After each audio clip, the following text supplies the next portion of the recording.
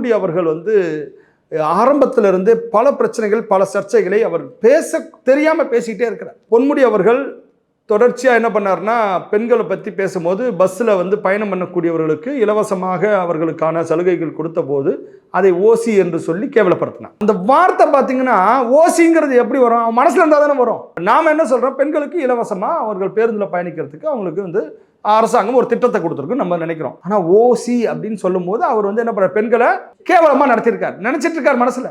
ஆமா, நீ தாழ்த்தப்பட்ட பொண்ணு தானமா? மேடையில் இருக்க பொண்ணு பார்த்து கேட்கிறாரு, எப்படி இந்த வார்த்தை வரும்? நீ தாழ்த்தப்பட்ட பொண்ணுன்னு யார் சொன்னது?